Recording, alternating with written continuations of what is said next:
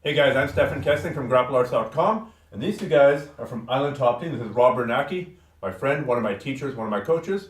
This is Rory Van Vliet, one of Rob's students, friends, and co-conspirators for creating this Leglock system, this modern Leglock system. And so today you wanted to do a volume on transitions. So what do you mean by transitions?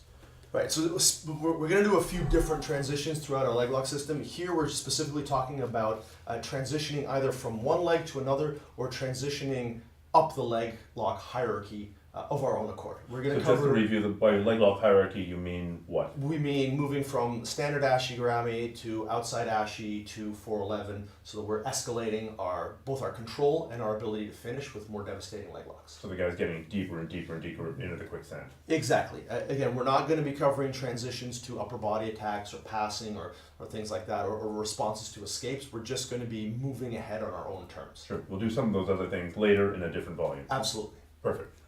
So leg lock transitions, putting your opponent into a worse and worse and worse position as you go along. Okay, so our first set of transitions is going to come from the standard ashi position. We've mentioned earlier about how this is kind of like a jab. It's the weakest control and it's the weakest finish, but you're going to be able to get to it very easily. So the more transitions you have from this position, the more dangerous you are. First transition is going to be from one leg to the other, and then we'll get into more details on how you transition from this position into other leg lock positions. All right, when we start in the standard ashigarami, our opponent's most likely response, and again, I should be controlling both legs. I shouldn't just allow my partner to be in base. I'm not doing anything to break his alignment right now.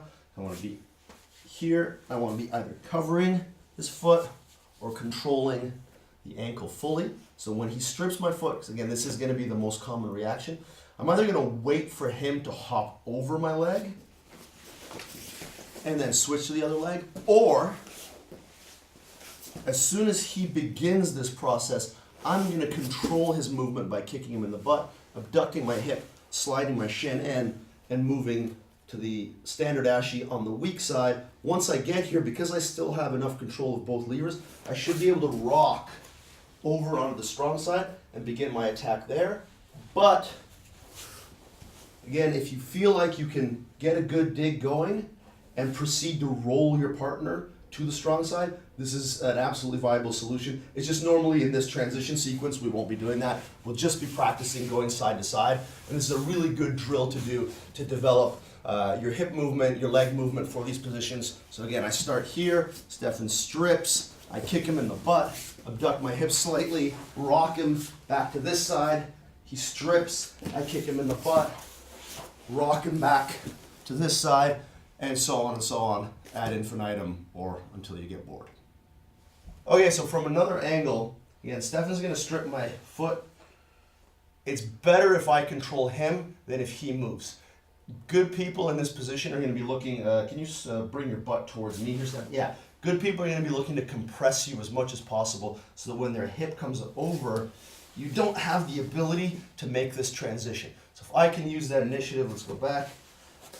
If I can regain or seize the initiative, as Stefan pushes, I put the ball of my foot on the mat, I kick him, and I abduct my hip, and I create whatever movement is necessary for me to reinsert and start to rock back to the strong side. So again, you'll see my left foot here, I'm wiggling my toes for you because I'm not able to make this universal Brazilian Jiu-Jitsu coach movement with my toes just yet. He's going to push, I'm going to kick him in the butt, abduct my hips. You notice my toes are going on the mat. If you want a good explanation of the difference between live toes and dead toes, get the Core Concepts app up the BJJ formula. It's great material. Switch. Again, Stefan pushes my foot off. I kick him in the butt, abduct my hips. Switch. You'll notice I'm transferring my foot to the other side. I'm not doing single leg X. I'm doing ashigarami. And we keep going until I'm ready to attack. Okay, this transition is actually going to be two transitions, so double your money or double your value. I'm bad at math sometimes. I'm controlling both legs. I'm in the standard ashi. I'm going to look now, assuming that either I know that my opponent is flexible enough, good enough that my standard outside heel hook attacks aren't going to work, or I just want to move up the positional hierarchy to an intermediate position and then into our final position. I'm going to look to pass this leg over. So again, I've either gone for an attack and it's failed and I've regained the position, or I just want to initiate with a more robust attack, I'm going to drop back, allowing this foot to pop free. I really have to be careful that I'm maintaining good hip pressure, good wedging pressure behind the knee, and that I cover the foot so that he doesn't manage to extract, swing away in some fashion. So I'm allowing this to pop out, and I'm covering the foot right away. From here, I'm going to look to pop my hip in. As I gain control of the end of the lever, pass it to this side, I can immediately attempt to attack the reverse heel hook, which would be our transition to our cross ashy, and finish from here. But, as mentioned earlier, people are going to generally have a much easier time of defending this position because of how much they can bring this leg into play. So what I'm going to look to do instead is, if I'm still controlling this, as I move to the cross ashy, I'm actually going to open this space up and just go all the way into the 411. It's way more controlled position. It is the position we want to be in. So ultimately, you want to try to get here. The cross ashy attack is more of an opportunistic one. Like I said, go for it. If it works, great. But prepare to actually make the full transition. So going from standard ashy to cross ashy, kicking this leg, trying to retain control of the ankle, and then moving all the way to the 411 is, I believe, your best bet here. All right, let's do a little bit of troubleshooting in this position. A couple things to keep in mind. Again, if I'm controlling the standard ashy and I've got both legs, it's going to drastically increase my effectiveness. If we're here, can you still do it? I can still do it. So again, this is actually what I want to address. If I'm in this position and you've gotten into base and I've decided that I want to keep attacking your legs. Again, we've talked about this before. Quick, easy option is always just a technical stand-up from here. As long as I'm controlling the lever to your hip, I'm going to win that battle every time. But if you're in base, but you're not on your hand, you're not threatening to come towards me, you're just kind of you're trying to figure out what's going to happen. You're savvy to the position. You're not overreacting. That will be a clue for me that I definitely don't want to attack the heel hook on this side. So I might now look to transition. A common error, especially if you're not controlling this far leg, common error here is to drive this giant hip motion in to transfer the leg to the other side. And now you can see what's happened. As I've bridged, I've lost all control of your hip and your knee. It's important when we're doing this transition that I keep my wedge mechanic and I keep the immobilization of your hip going, and that I allow as little of a motion as possible so that I'm not relieving the control with my lower body. I hip in slightly and I control the end of the lever as I transition to covering the ball of your foot if I am indeed going to dig right here. So you notice I didn't loosen up at any point. No. I didn't make a giant bridge. I don't need to. I have the end of the lever, so I'm here. I decide I'm going to switch. I allow this to open up. I control the end of the lever. I can keep my elbow underneath. I can bend your foot in a couple of directions. You see, as I go like this, it's automatically weakened you. It's weaker. Exactly. If you keep your leg strong here, if I'm trying to push across like this, it doesn't work. But as I rotate, so I'm using my chest as a backstop against your heel, and I'm rotating the bunion, and I'm able to, again, this rotational stuff, guys, it's not invisible jiu-jitsu. It's visible physics. Keep your heel, keep the end of the lever, external rotation of the hip, breaks the structure of the leg, allows me to transfer this across without creating any giant motions. If you start to come in here, I can grab this leg, but then I'm still faced with the problem of not having a closed circuit.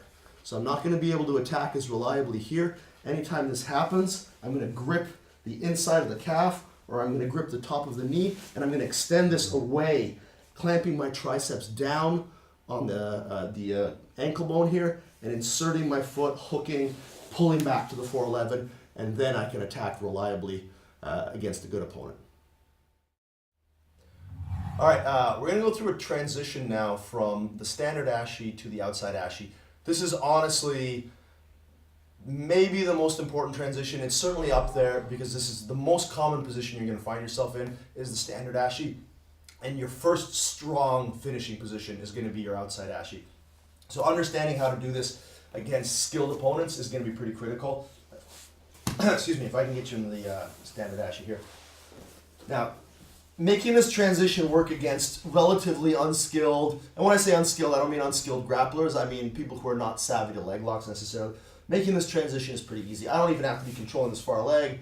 He's going to usually grab my foot in any old way, and as he does that, I'm just going to do this. All right? You probably don't need me to teach you that. You can just, figure it out on your own. As far as getting this on somebody who's a little more skilled, When people defend this leg entanglement, first thing they're going to be doing when they go to strip your foot is, you notice how Rory grabbed the top of my leg and he scooted his butt in. He's compressing my shin to my butt, denying me the ability to maintain distance between us and denying me the ability to step my leg across. So when he sheds this hook here, or sorry, this frame here that I've got, he's now free to move his hip over my leg, and I'm still not able to hit the transition. All right, so let's go back. When we find this happening, as somebody peels our foot off, we're going to try to set the ball of our foot on the mat, first of all, to regain my base. If I don't do that, let's just rewind for a second. If I just allow him to strip my foot and I keep my foot dead, I'm not going to be able to move as effectively as if I've got the ball of my foot on the mat. Again, I'm able to generate force, I'm able to absorb force. Once this happens, if he goes to move over my hip, I'm able to kick him into a transitional position, but I don't want to do that in this particular case, so I'm actually going to try to stop him instead. He goes to do this. As he goes to move, I'm going to drive my shin down, pinning his hip into the mat, and I'm going to use my base here to abduct my hip backwards so that I can step across, cross my feet over, move myself onto my shoulder with my hip in the air, and then I can proceed into attacking from the outside ashi. So one more time. I found myself here. I realize that my opponent is skilled. He compresses my foot, he pushes off. I immediately put the ball of my foot in the mat. I start driving him into the mat by using my elbow here for base, and then I'm going to dig into the mat to slightly abduct my hip, stepping my foot over, curling my heel, crossing my feet, pulling myself back in as close as I can, going to my shoulder. I can release now, dig, and finish the heel hook. All right, guys and gals, and whoever else happens to be watching. We got 2 transitions for the price of 1.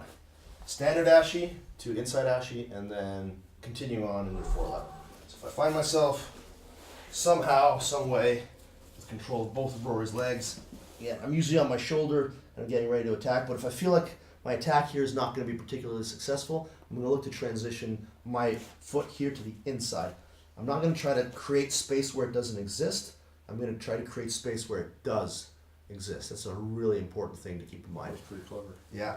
I'm going to extend my leg up, as in previous demonstrations, creating a butterfly hook here. I can slide to this Achilles tendon false grip style control where I'm covering his foot. And now I can create enough space to insert my foot into the reap position, the standard, inside ashi, whatever you want to call it.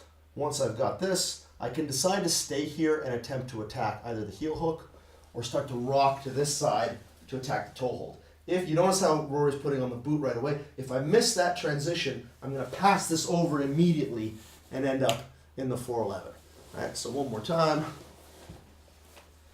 Here, I'm controlling. I move my foot back, opening the space. I insert my leg, hooking against the hip, coming back to crossing my ankles, making sure I've got a good extension with my leg, and I'm immobilizing his hip. I can attempt to go for this leg and finish with my dig mechanic on the standard heel hook. Or, now that I've got this control, I can rock onto my back, allowing his leg to pass in front. Or again, as we mentioned earlier, if I was going for the toe hold and he extended his leg, I pass it to the other side, put it into my armpit, and attack the 4-11 like I normally would.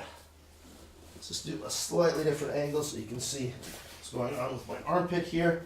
So, I got myself into this leg entanglement.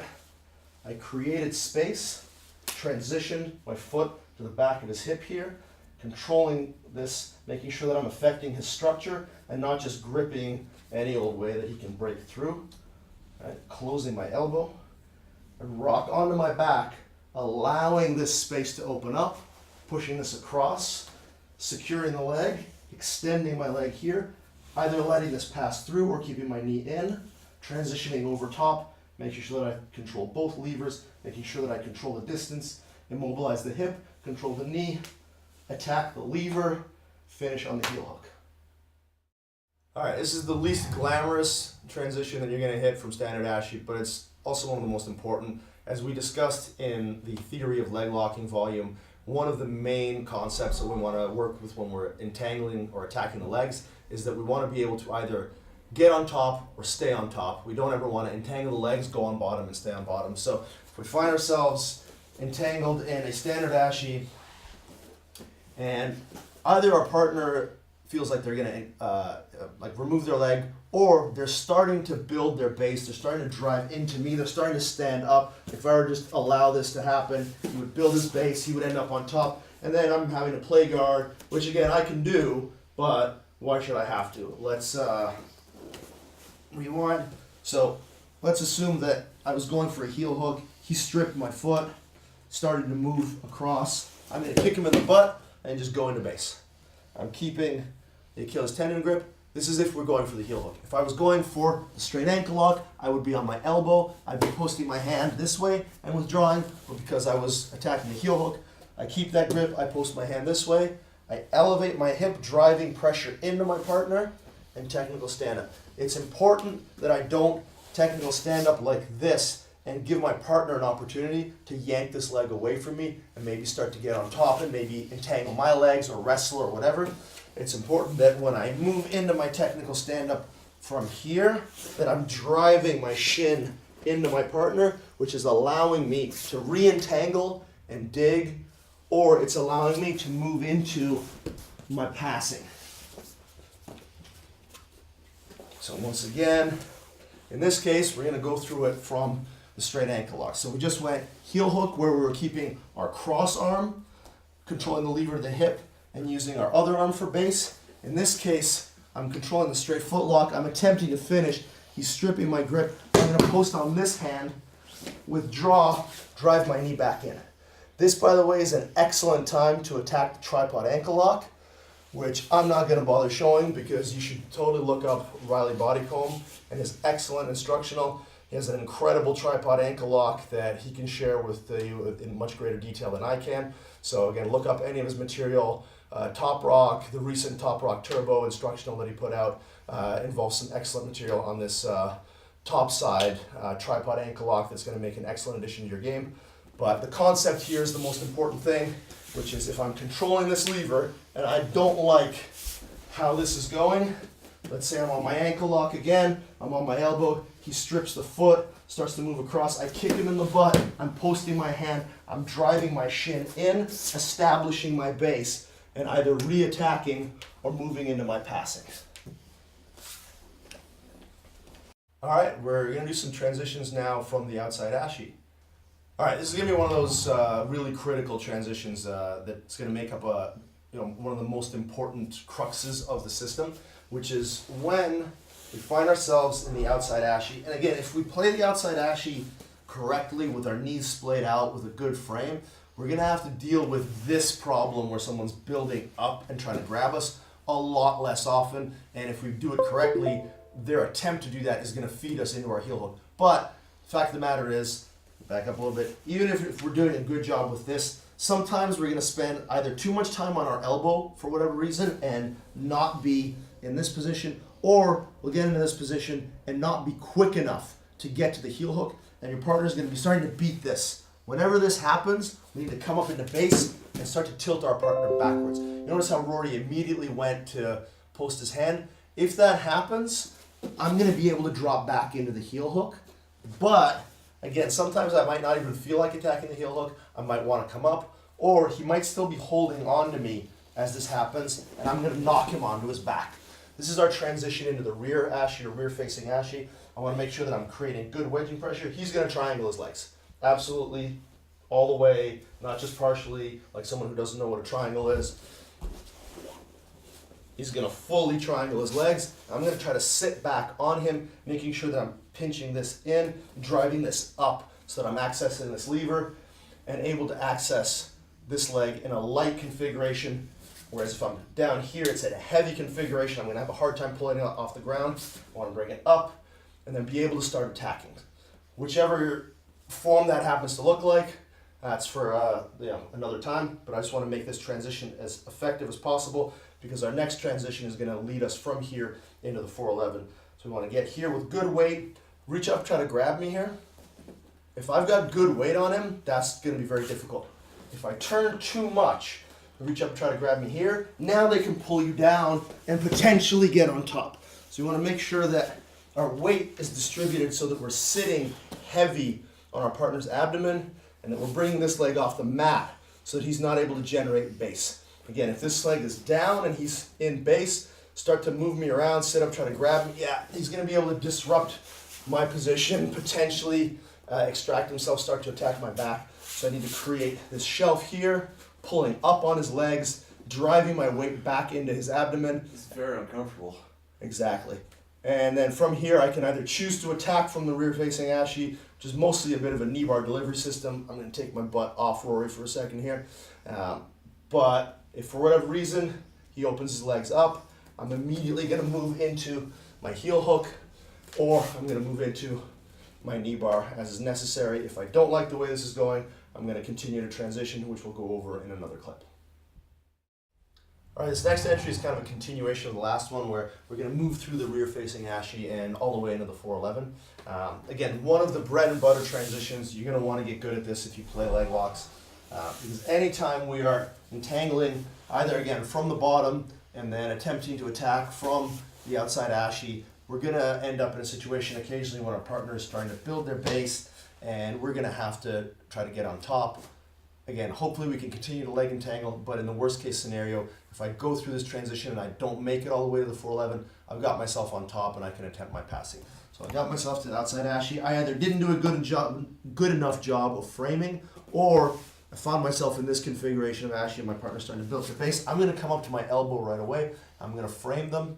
In the case that they've got a good base, I'm going to come up to my hand and try to drive them back as much as I can so that I change the angle of their arm. If they're leaning forward and I reach and try to grab, I'm dealing with a frame that's in good base. And I'm dealing with, we talked about this in the Core Concepts app in the BJJ formula, the idea that if he's got a good angle with his post, he's got a good force vector, right? So this angle at 90 degrees is going to prevent me from being able to move this arm. If I shift up to my hand and I'm able to push him backwards, I change the force vector and I'm able to use that to make the arm light, and I'm able to use that to topple him over. So I'm using his spine here as a lever to change his center of gravity to be able to pull his arm off the ground. Don't just sit here and try to reach out and pull this arm off the ground. You're going to get into a smashed ashi position. So again, I got here, I find my partner starting to come up, I immediately frame him and I get to my elbow. I'm not going to be able to generate enough force from my elbow to move him backwards. I keep pressure down into his hips. See how that's shifting his weight back? I drive him back. I open my hand up. I don't try to do a tricep extension here with both of our body weight.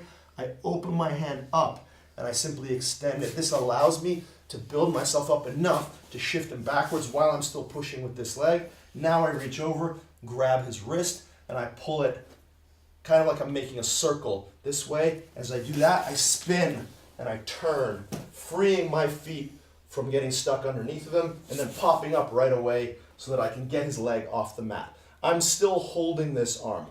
Right? Be wary, reach through with your other arm and try to grab me. Be wary that this doesn't happen. All right? You're going to get stuck here for a while. It's not a huge problem, but it's a huge problem if somebody just ate Chinese food and you're sitting on their stomach for any amount of time. So as soon as I end up out here, I'm going to switch and start framing against the neck, against the armpit. My knee is now popping out, and I'm continuing to transition all the way around into the 411. All right, let's go through that sequence one more time. A slightly different angle.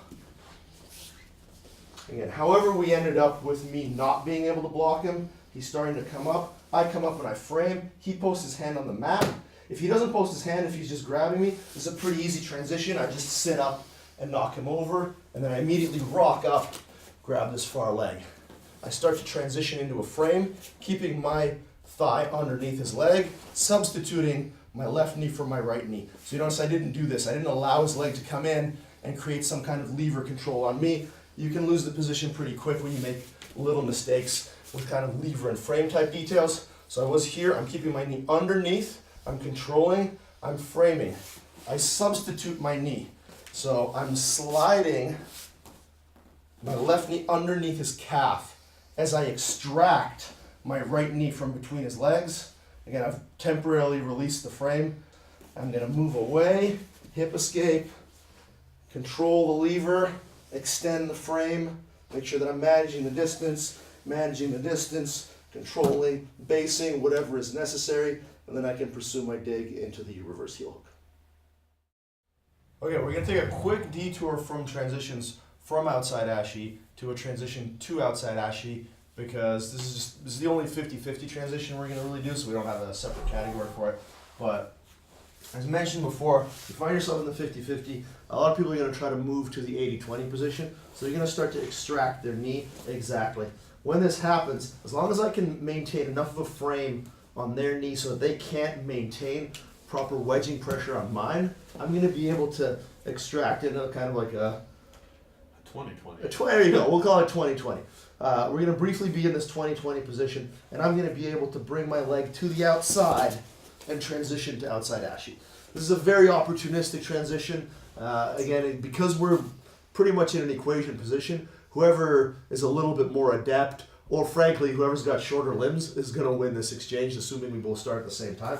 But as soon as somebody starts to extract their knee, if I want to try to get this, I have to get my leg across and pull my leg out and make the shift onto my other hip. It's going to be very difficult from here to still close the position. I don't have enough lever control. I can't prevent him from just pulling his knee straight out and fleeing the position.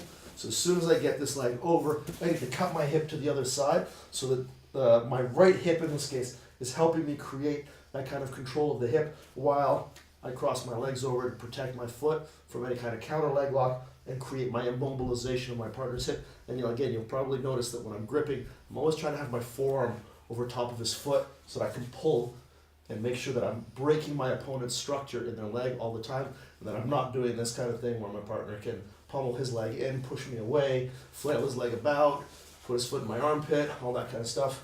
So I'm gripping here, breaking structure, allowing me to create good dig mechanics and finish on the heel hook.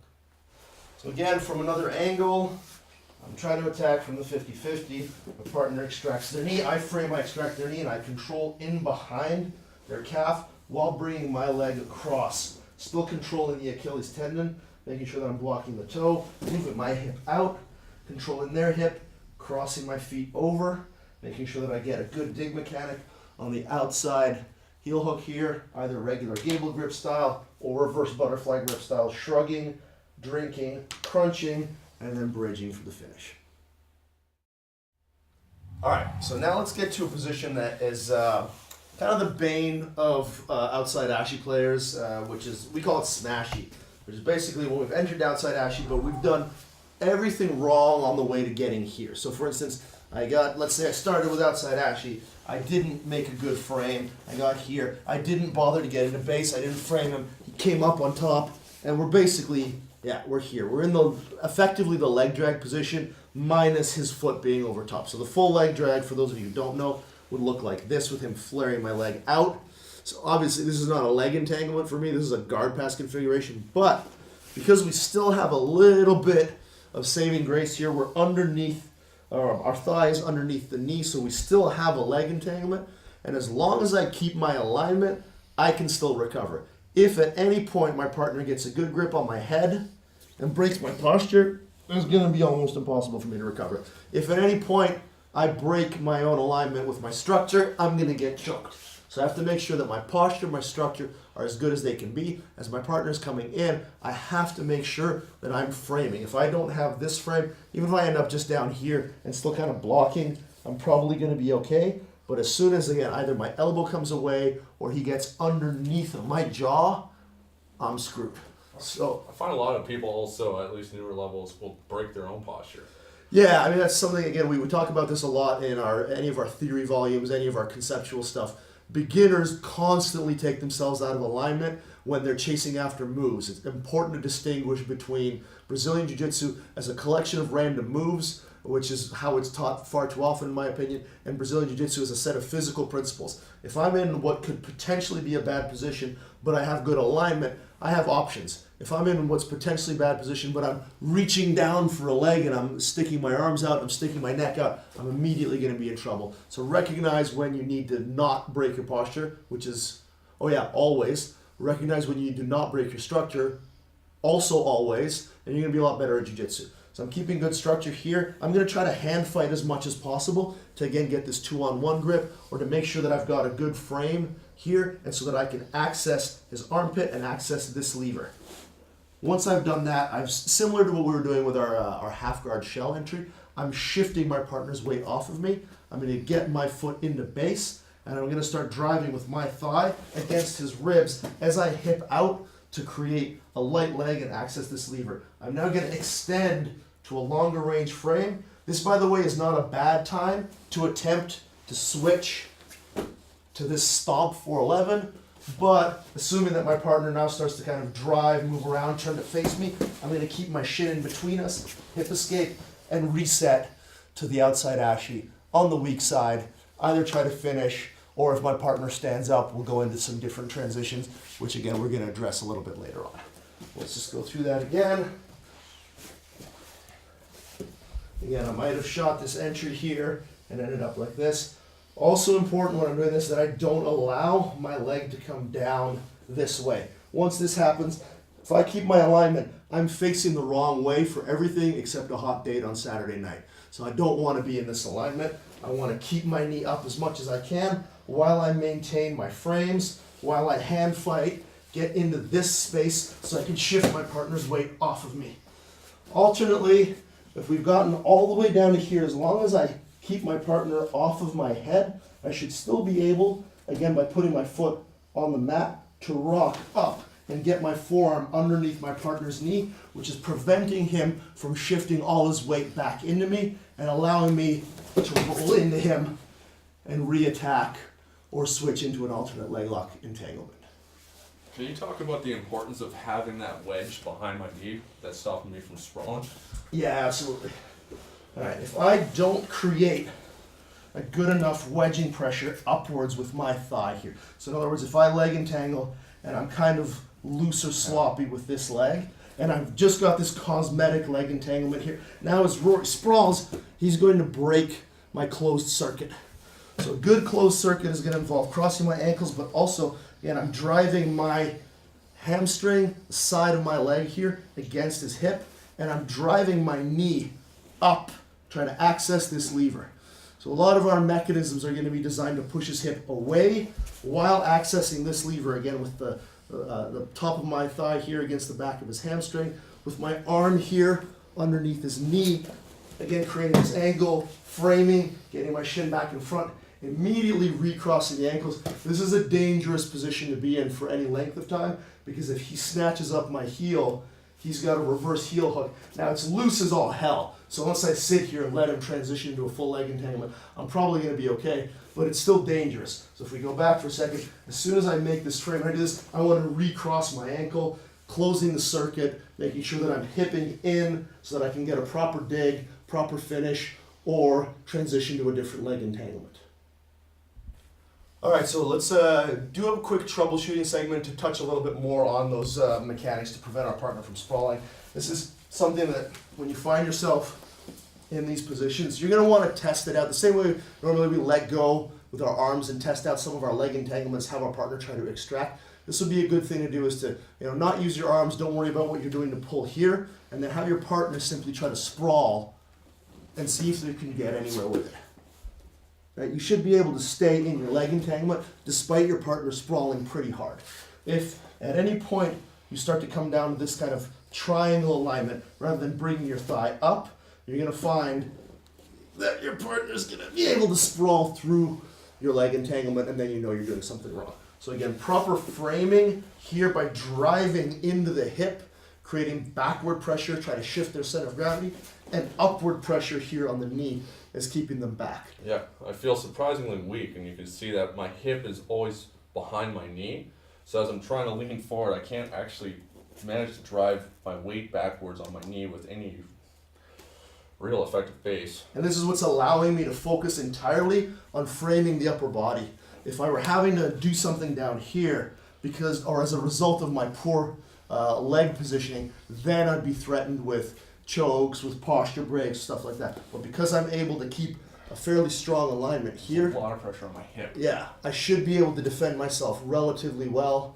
Again, if he starts to get closer, I can move to this kind of configuration where I'm framing against my head to prevent him from getting into any kind of arm triangle or head and arm sort of control, right? And still allowing me to switch to this transfer, block, reestablish, and then either attack directly here or transition to a different leg and head. Okay, we're going to go through a couple of transitions now from the grounded Kanabasami position to get ourselves into the 411. And I apologize for the cultural appropriation we're doing by using the Kanabasami term here. From judo. From judo and combining it with English. We're terrible people. Please don't evict us from your future utopia. So the grounded Kanabasami is this. Your opponent is going to be usually on his knees. Stephanie's just raising his knee for demonstration purposes. I'm making sure that I create pressure up and back against the hip. I'm making sure that I'm creating pressure in with my thigh. All right, so There's a lot of pressure on this leg. I don't have a lot of mobility here at all. exactly. Again, we went through the details on the position in another volume, so please refer to that for any questions you might have. But essentially, I'm going to enter this position, and my goal when I enter it is to be controlling the head so that I can pull Stefan onto me. Alright, so our first transition will involve a hip shovel motion where I transfer Stefan's weight. But let's assume that I didn't do the entry properly and I didn't manage to pull Stefan onto me. So I'll get you to kind of back up a little bit, and you're going to keep this hand here exactly. So this is a pretty common alignment that we're going to find ourselves in where our partner is trying to get away from us and is trying to block our hip. If I open my arms up or give Stefan access to my head, it's over. Please don't do this. Yeah. This is broken alignment on my part. It's going to lead to Chiropractic adjustment. exactly free of charge. So when this happens, Stefan's going to be heavy. I'm going to be framing. As long as I can keep his shoulder from getting to my chest, I'm going to have a shot. I'm going to let's just turn. We're going to have to make a little adjustment here. If I can block his leg here with this leg, that's great. But that's not always going to be possible. So I removed it for demonstration purposes. I keep the triangle and I try to block his leg with my leg so that I can prevent him from extending. If my foot comes out, flare your right foot out to the, yeah, there you go. If this can happen, he can extend his base to his right. So let's go back and he can sprawl exactly. That's going to create some problems. So when I'm here, I'm going to look to hook this so that I can now start to shift his weight back onto his right side without him being able to extend his base. As long as I'm framing, and now the less contact he has with the ground, the better. If his hand here ends up on the mat, it's going to stop me a little bit. So I'm going to be flaring my elbow, and I'm going to be cutting my hips underneath, making sure that I'm hooking this far leg, bringing it to me, and ending up in the 411. Let's go through that one more time.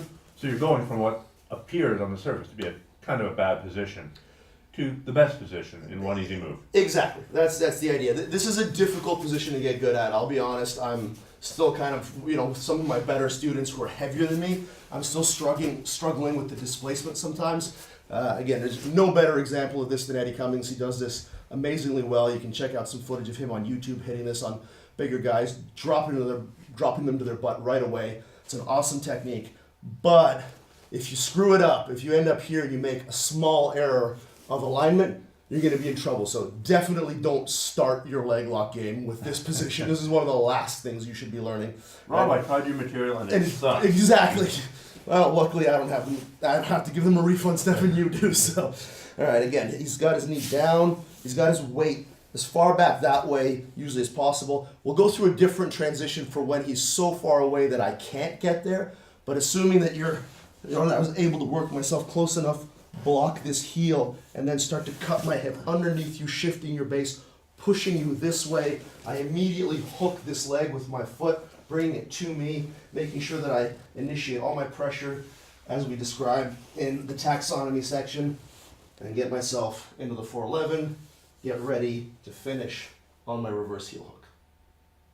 All right, so one more angle here. I'm going to show you kind of how we might end up here. I'd be attempting a butterfly sweep, lift my hips, shoot my knee in behind, and try to pull you onto me. That's my ideal entry, but let's say you recover backwards. I make sure that I hook against the shin, pull you towards me.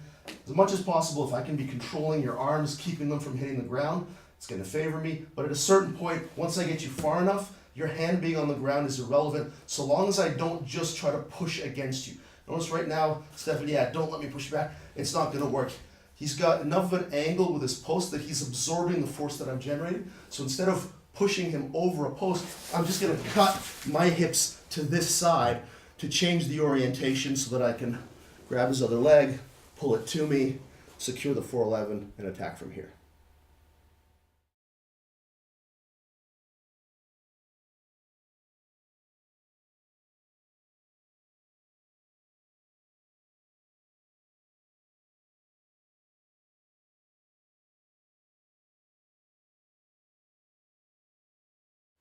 Okay, the other transition that we're going to look to do from the grounded kanabasami is into what's called a hip clamp into the 411.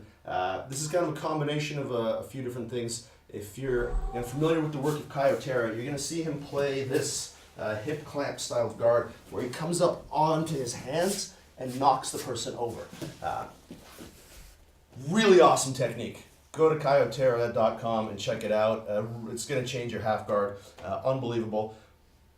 I'm learning this from Kaio. I got the idea to apply it to this grounded kanabasami position. So obviously the leg configuration is a little bit different. I start in the butterfly guard, I enter the grounded kanabasami, but I fail to pull him onto me. So he's really got his weight shifting exactly way back. There's no way I'm going to be able to transfer his center of gravity. I've tried this leg hook thing. Maybe the leg hook isn't working here.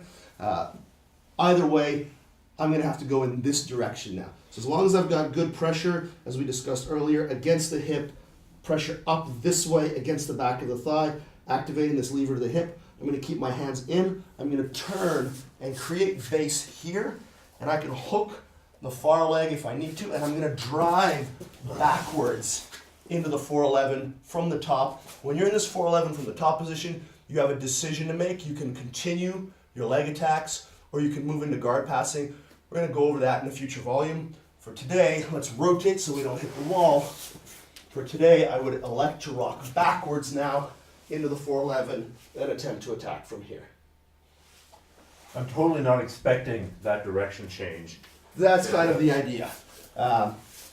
Alternately, if you do drive back into me, so if I got myself in this hip clamp position, I start to go like this. If you drive back into me, now I can shift your weight, cut my hip underneath, and go back to the previous transition that we were doing and end up in the 411 either way. So it's a really good way to balance both sides. Anytime somebody devotes 100% of their effort and energy into defending one thing, they tend to be vulnerable for other things. So this is a good complement to the earlier movement. So at first glance, I'm sure it appears that I could take your back from there, that you're giving your back to me.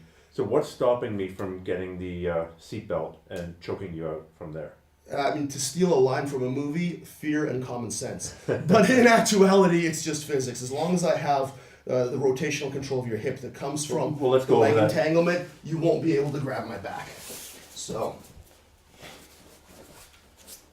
here, I'm trying to make distance, I'm trying to get away. I start driving into you. If you go to grab my back, the fact that I have basically my ass is preventing you, my spine is preventing you from coming in. I've got a frame against your hip, and because of the lever control that I've got against your leg, there's no way you can go. Now, another thing to consider here is if I'm pushing back and for whatever reason I can't drive you over, but you're also controlled enough with your center of gravity that you don't drive back into me enough where I don't feel like I can move to the other technique. What I'm going to do is I'm going to drop back down and grab your leg.